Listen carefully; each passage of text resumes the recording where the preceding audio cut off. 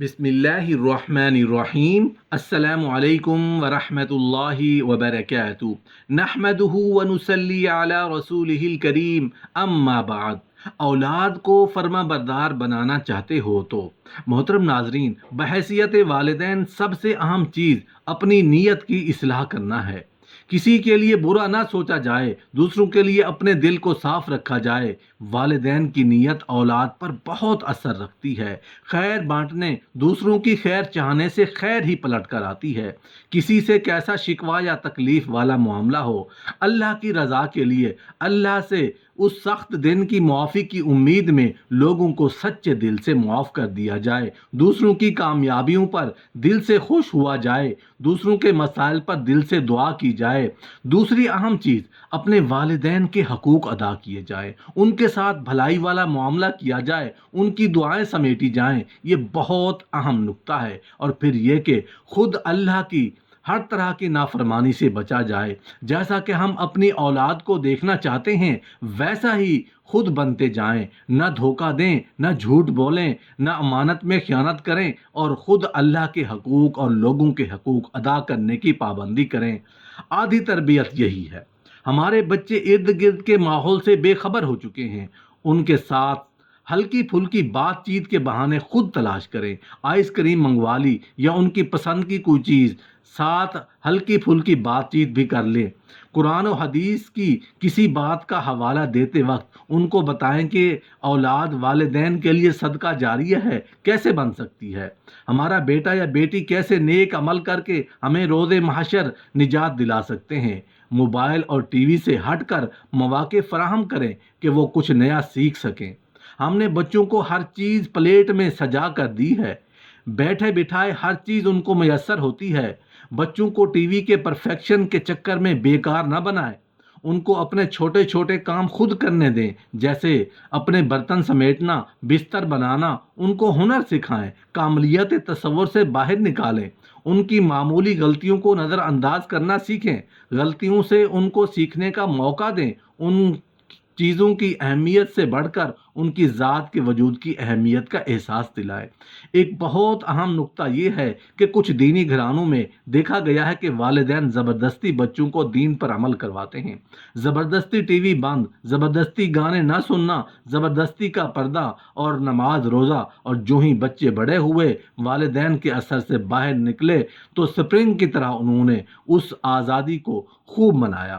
کبھی والدین موجود نہ ہوں تو ان پابندیوں کا بوجھ سمجھ کر اتار پھینکا۔ یہ بہت اہم بات ہے کہ زبردستی کچھ نہ کروایا جائے۔ یہ لانگ ٹرم پروسیجر ہے، صبر آزما بھی ہے، لیکن اس کو صرف راستہ دکھانا ہے، اچھائی اور برائی کا، اللہ کی رضا اور فرما برداری کا خود چل کر دکھانا ہے، اور اختیار ان کے ہاتھ میں دے دینا ہے۔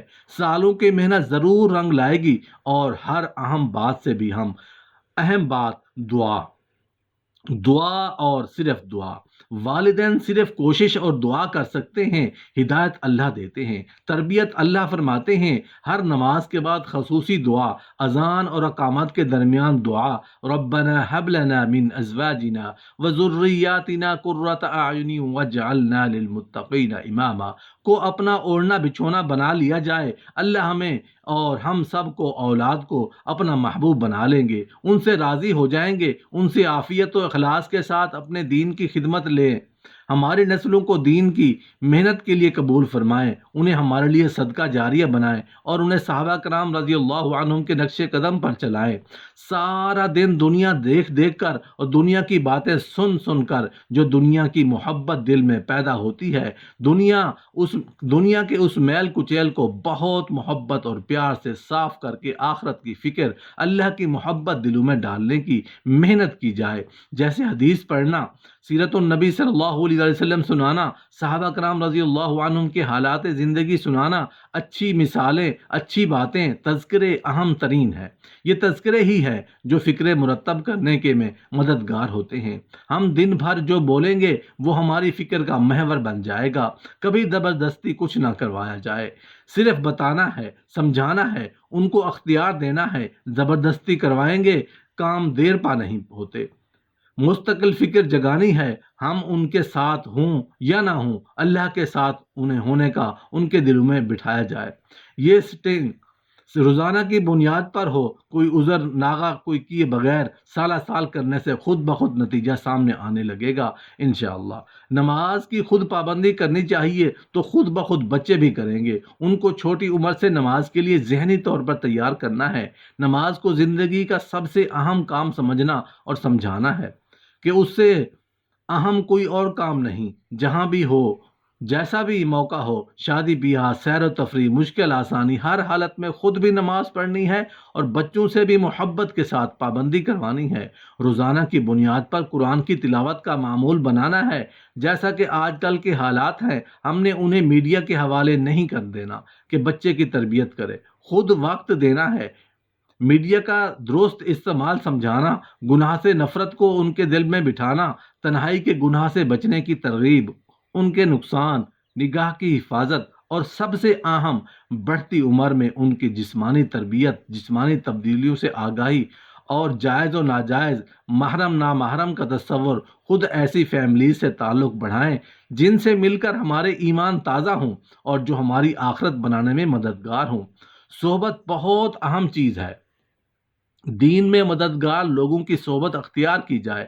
بچوں کو ہفتہ میں کم از کم ایک بار دینی مجالس میں اپنے ساتھ لے کر جانا۔ شاید دیکھنے میں یہ کام بہت زیادہ لگ رہے ہوں یا مشکل لگ رہے ہوں، لیکن حقیقتاً یہ دنیا کے باقی امور کا 20% حصہ ہے۔ بچے گرینڈ پیرنٹس کی خدمت کرنے والے، ان سے محبت کرنے والے، دعا لینے والے ہوں۔ ماں ہمیشہ بچوں کے دل میں ددیال کی محبت ہی ڈالے۔ کسی سے کیسا بھی شکوہ ہو کبھی بچے کے کان میں نہ جائے۔ اسے رشتہ نبھانے کی ٹریننگ دینی ہے۔ ہر رشتے کی بقا کی بنیاد حکمت اور نصیحت پر ہے کہ یہ صحیح وقت پر، مقام اور موقع کے مطابق کرنا، اور نصیحت بھی تب کارگر ہوگی جب حکمت کے مطابق دی گئی ہو۔ ہمارے بچے ہمارا سب سے بڑا اثاثہ ہیں۔ ہم سب یہی چاہتے ہیں کہ ان کے ساتھ ہمارا تعلق کامل ہو، لیکن کیا وجہ ہے کہ ہم کوشش کے باوجود اچھی مائیں نہیں بن پا رہی؟ وجوہات میں ہماری اپنی ذات کی کمزوری اور ہماری بچپن کی تربیت ہے۔ اگر میاں بیوی کا آپس میں تعلق اچھا نہیں یا سسرال میں معاملات درست نہیں تو یہ سب بچوں کے ذہنوں پر اثر انداز ہوتا ہے۔ ہمارا اپنا بچپن کیسا گزرا اس کا بچوں کی تربیت پر ہوتا ہے۔ سخت گیر ماحول کی تربیت ہمارے اندر سختی لے کر آتی ہے، یا پھر اس کے برعکس کہ بچوں کو بالکل کچھ بھی نہ کہنا۔ دونوں طریقے سے درست نہیں۔ یہ سوچ رکھنا کہ میرا خیال ایسا ہوگا کہ میرا خیال ایسا ہے، میرا بچہ ایسا نہیں کر سکتے وغیرہ، اس طرز عمل سے والدین کا بچوں پہ ہماری یہ غلط فہمی کا اثر ہے، میرے بچے کو فلاں پھپھو یا فلاں چچا نے بگاڑ دیا ہے۔ جن والدین کا بچوں کے ساتھ بہترین تعلق ہے، یعنی بچے دوستوں کی طرح والدین سے بات کرتے ہیں، ان کے ہاں جب کسی اہم موقع کا فیصلہ لینا ہوتا ہے تو یہی والدین کو والدہ یا والدہ نہیں بلکہ دوست کی طرح ناقص العقل نہیں سمجھ پاتے اور خود کو عقل مند سمجھتے ہیں، کیونکہ وہ اولاد اور والدین کے رشتے کی حد بندی ہوتی ہے۔ ہم خود کہتے اور کچھ کرتے اور ہے۔ دوسروں کے سامنے کسی بات پہ ہم کو تو خوب پیار سے بلائیں اور گھر آتے ہی اسی بات پہ ڈانٹنا شروع کریں، یہ ایک اور ہمارا بہت بڑا نازیبا عمل ہے۔